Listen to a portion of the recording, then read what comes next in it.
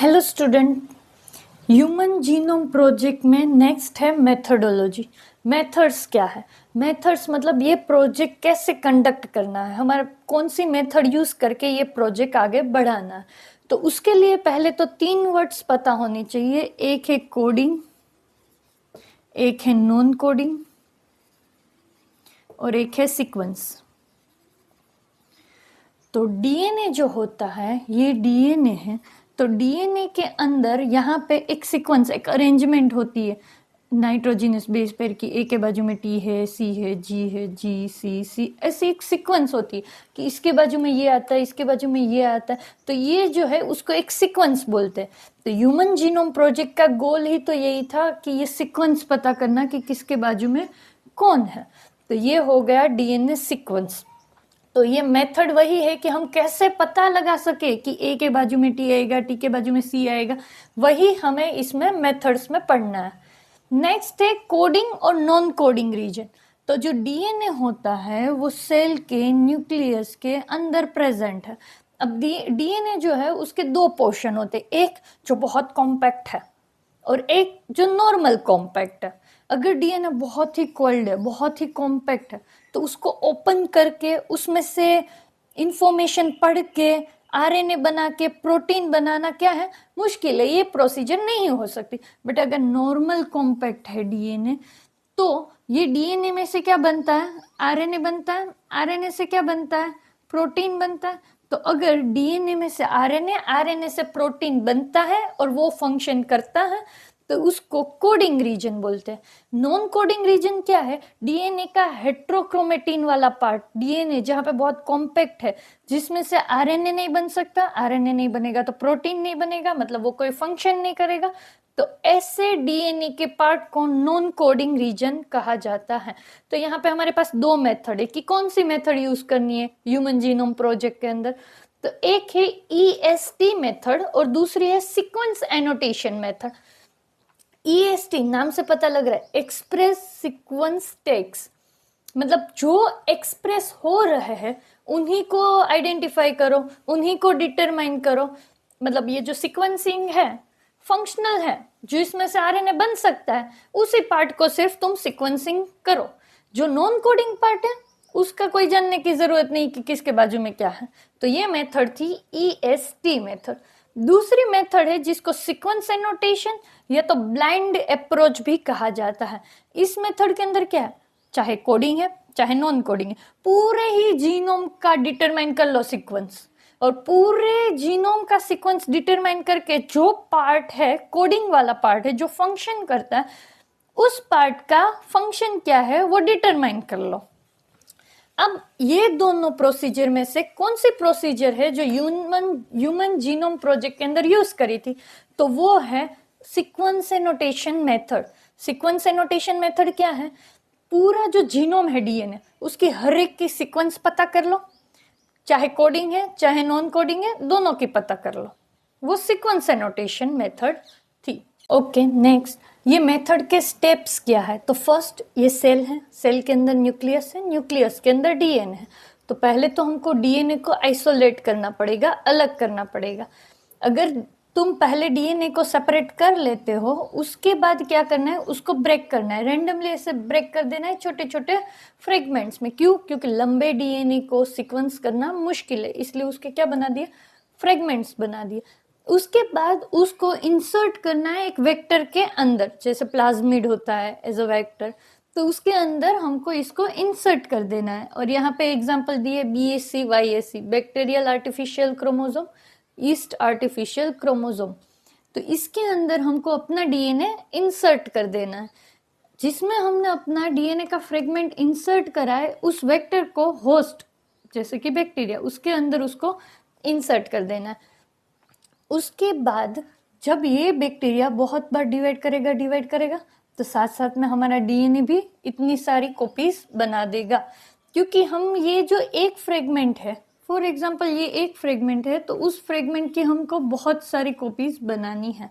तो इसीलिए हमने ये पूरी प्रोसीजर परफॉर्म करी है, बहुत सारी कॉपीज बनाने के लिए। एक पर्टिकुलर फ्रेगमेंट की बहुत सारी कॉपीज बनाओ, ऐसे सारे फ्रेगमेंट्स की बहुत सारी कॉपीज बनाओ, तो उसको क्या बोलते हैं, एम्प्लीफिकेशन करना।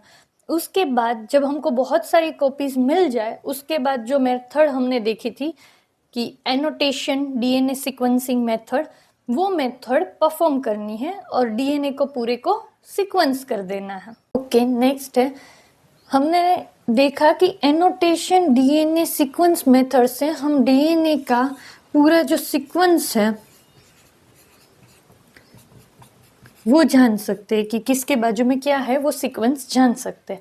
एनोटेशन मेथड के लिए हम एक पूरा अलग से वीडियो बनाएंगे, बट ये याद रखना अभी कि एनोटेशन डीएनए सीक्वेंस मेथड मतलब ऐसी मेथड जिससे हम ये पता लगा सके कि किसके बाजू में क्या सीक्वेंस है, मतलब जी के बाद क्या है, जी के बाद क्या है, सी के बाद क्या है, वो सीक्वेंस पता लगा सके। अब हमने बहुत सारे ऐसे डीएनए के फ्रेगमेंट्स के सीक्वेंस देख लिए कि ये ऐसे हैं, अलग अलग अलग अलग फ्रेगमेंट्स के हमने सीक्वेंस देख लिए, ठीक है। बाद में हमको तो पूरे डीएनए का सीक्वेंस पता लगाना है, तो ये टुकड़े के बाद कौन सा टुकड़ा आएगा, उस टुकड़े के बाद कौन सा टुकड़ा आएगा, ऐसे सारे टुकड़ों को जोड़ेंगे तो ही तो पूरे डीएनए का सीक्वेंस पता लगेगा। ये तो छोटे छोटे डीएनए के फ्रेगमेंट्स का सीक्वेंस पता लगा। तो उसके लिए जो मेथड यूज होती है वो है ओवरलैपिंग मेथड। ये मेथड में करते क्या है, देखो जैसे कि ये एक सीक्वेंस है, ये सीक्वेंस के बाद ये सीक्वेंस फिक्स होगा, ऐसा पता लग जाएगा। क्यों? यहाँ पे टी टी ए है तो इसको यहाँ पे ओवरलैप हो रहा है, देखो टी टी ए ऐसे ओवरलैप हुआ, उसके बाद ये वाला पार्ट होगा इधर, तो ऐसे ओवरलैपिंग कर सकते हैं। बट ये ह्यूमन से हो पूरे डीएनए का सीक्वेंस ऐसे, वो पॉसिबल नहीं है।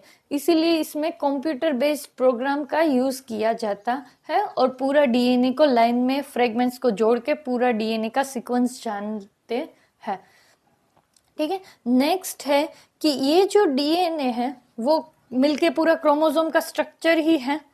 तो ये जो क्रोमोसोम है, ह्यूमन बॉडी में टोटल 23 पेयर ऑफ क्रोमोसोम्स है, उसमें 22 पेयर से वो ऑटोसोम्स है, मेल और फीमेल में सेम है, प्लस लास्ट जो सेक्स क्रोमोसोम की पेयर है, फीमेल में XX है और मेल में XY है।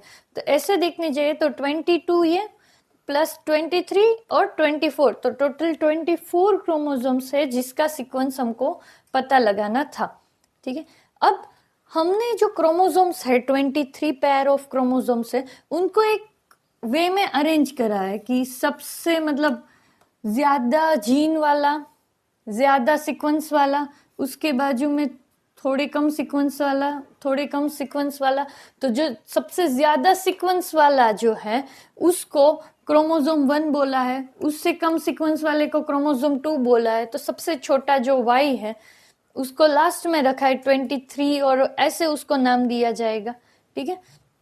नेक्स्ट, तो ये जो क्रोमोसोम 1 है उसकी कंप्लीट सीक्वेंसिंग कि इसके बाजू में ये है, ए के बाद टी, टी के बाद सी, ऐसी पूरी कंप्लीट सीक्वेंसिंग है, वो मई 2006 तक पूरी कंप्लीटली पता लग गई थी।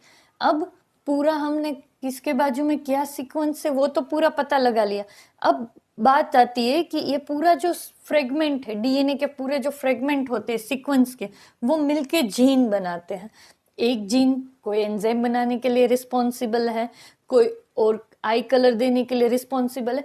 तो ये फिजिकल मैप बनाना, जेनेटिक मैप बनाना, वो भी एक उनके लिए ऐसे टास्क था कि फॉर एग्जाम्पल मैप किसको बोलते हैं, एग्जाम्पल के लिए ये है, ये एक जीन है, ये एक पार्ट जीन है, ये जीन के अंदर ये है कि आई कलर कौन सा होना चाहिए, उसके बाजू में यहाँ पे कोई एंजाइम बनाने का जीन है, तो किसके बाजू में किस चीज का फंक्शन करने वाला जीन आया हुआ है उसको मैप बोलते हैं, ठीक है। अब ये पूरा मैप बनाने के लिए दो चीजों के ऊपर पूरा डिपेंड करता था, पॉलीमॉर्फिज्म और restriction endonuclease recognition site. Polymorphism मतलब क्या कि कोई एक सीक्वेंस है, कोई एक जीनोम का जो सीक्वेंस है उसके अंदर कहीं पे थोड़ा सा वेरिएशन होना हर एक इंडिविजुअल में, तो उसको पॉलीमॉर्फिज्म बोलते हैं। उससे हमको हेल्प मिलेगी मैप बनाने में। फिर रेस्ट्रिक्शन एंडोन्यूक्लियेज, नाम से पता लग रहा है एंडोन्यूक्लियेज, एज माने ये क्या होगा, एंजाइम होगा, और ये एंजाइम एक पर्टिकुलर साइट पे कट लगाता है। ठीक है, तो ये दो चीज की हेल्प से हम मैप पूरा अच्छे से बना सकते हैं। Next, feature of human genome. Human genome के आईएमपी पॉइंट्स क्या है? फॉर एग्जांपल ये डीएनए है, इसके अंदर ऐसे बेस पेयर है, फॉर एग्जांपल ये बेस पेयर है, ठीक है। तो ऐसे ये देखो, ये जो है उसके अंदर कितनी बेस पेयर है? 1 2 3 4 5 6 7 8 9 10 11 12 बेस पेयर है। इन अ सेम वे जो सेल है, सेल के अंदर न्यूक्लियस है, न्यूक्लियस के अंदर जो डीएनए है, तो एक सेल का टोटल जो डीएनए है उसके अंदर ऐसी कितनी बेस पेयर है? जैसे यहाँ पे मैंने एग्जांपल दिया उसमें 12 है, ऐसी कितनी बेस पेयर है? तो 3164.7 मिलियन बेस पेयर होती है एक टोटल जीनोम में, एक सेल के जीनोम में। नेक्स्ट एग्जांपल ले लो कि ये इतनी बेस पेयर मिलके एक जीन बना रही है, ठीक है, एक जीन बना रही है। तो ऐसे हमारी बॉडी में 12 मिलके नहीं बनाती, 3000 मिलके एक जीन बनता है। ये एवरेज है, मतलब ऐसा जरूरी नहीं है कि हर एक जीन 3000 ऐसी बेस पेयर मिलके ही बना हो, वो वेरी करता है। जैसे कि लार्जेस्ट ह्यूमन जीनोम है वो 2.4 मिलियन बेस पेयर का बना है, मतलब एक जीन के अंदर ऐसी 2.4 मिलियन बेसिस है, ठीक है। और जो स्मॉलेस्ट जीन है वो टीआरएनए है, जो कि 76, सिर्फ ऐसे 76 न्यूक्लियोटाइड का बना है, जबकि लार्जेस्ट ह्यूमन जीन है वो 2.4 मिलियन ऐसे बेसिस का बना हुआ है। अब ऐसे ये एक जीन हुआ, ऐसे बहुत सारे जीन्स होंगे, 1 2 3 ऐसे बहुत सारे जीन्स होंगे, तो टोटल जो जीनोम है उसके अंदर ऐसे जीन्स कितने हैं? 30,000 जीन्स है। नेक्स्ट, जैसे मैंने पहले बोला था कि फर्स्ट क्रोमोसोम की साइज बड़ी होगी, तो उसके अंदर नाइट्रोजिनस बेस न्यूक्लियोटाइड्स भी तो ज्यादा होंगे, ऐसे टीसीजी ऐसे सीक्वेंस भी ज्यादा होंगे, मतलब जीन्स भी ज्यादा होंगे। दूसरा क्रोमोसोम उससे छोटा होगा, तीसरा क्रोमोसोम उससे छोटा होगा। उसको अरेंज इस वे में कराए कि सबसे बड़े वाले को क्रोमोसोम 1, फिर क्रोमोसोम 2, क्रोमोसोम 3 नाम दिया। तो इसका मतलब है सबसे छोटा वाला कौन होगा? क्रोमोसोम 23, क्रोमोसोम वाई सबसे छोटा होगा। तो क्रोमोसोम 1 जो है उसके अंदर मैक्सिमम नंबर ऑफ जीन्स है, जबकि क्रोमोसोम वाई के अंदर मिनिमम नंबर ऑफ जीन्स है, क्योंकि वो सबसे छोटा है और क्रोमोसोम 1 सबसे बड़ा है। अब हर एक ह्यूमंस के अंदर 99.9% जीन सेम है, इतनी बेस पे सबके अंदर क्या होती है? सेम रहती है, बस थोड़ा सा डिफरेंस है, बाकी 99.9% बेसिस हर ह्यूमन की सिमिलर रहती है।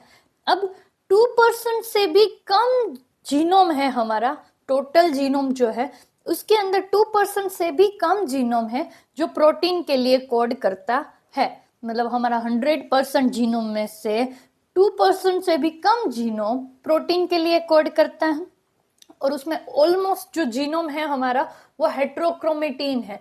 हेट्रोक्रोमेटिन मतलब वो इतना कॉम्प्लेक्स डीएनए है, इतना कॉम्पैक्ट डीएनए है कि उसको ओपन करके उसमें से आरएनए नहीं बनता, आरएनए नहीं बनेगा तो प्रोटीन नहीं बनेगा। इसका मतलब है वो प्रोटीन या किसी के लिए भी कोड नहीं करते। नेक्स्ट, अब कितना बड़ा जीनोम है वो ये नहीं दिखाता कि बॉडी कितनी कॉम्प्लेक्स होगी। एग्जाम्पल लेते हैं, लिली है, उसका डीएनए ह्यूमन डीएनए से 18 टाइम्स बड़ा है, बट स्टिल ह्यूमन की बॉडी के अंदर ज्यादा प्रोटीन्स बनते compare to lily. Okay, next, applications of human genome project.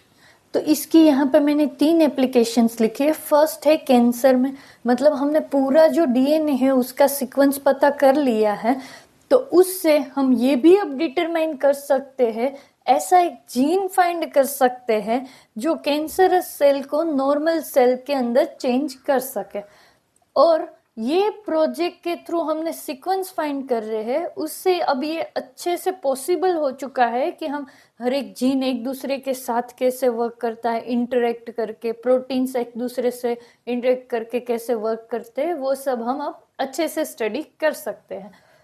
और नेक्स्ट, बहुत हमने सिर्फ ह्यूमन का ही जीनोम नहीं स्टडी करा है, उसका ही सीक्वेंस नहीं बनाया, बट बहुत सारे ऑर्गेनिजम्स है जिनका डीएनए को भी हमने सीक्वेंस करा है, जैसे कि बैक्टीरिया है, नेमाटोड्स है, ड्रोसोफिला, राइस। वो अब नेचुरल कैपेबिलिटीज हैं उन लोगों में बहुत सारी, जिसका यूज करके हम एग्रीकल्चर, हेल्थ केयर में बहुत आगे कुछ कर सकते हैं। इसीलिए हमने इन ऑर्गेनिजम्स का डीएनए भी सीक्वेंस करा है।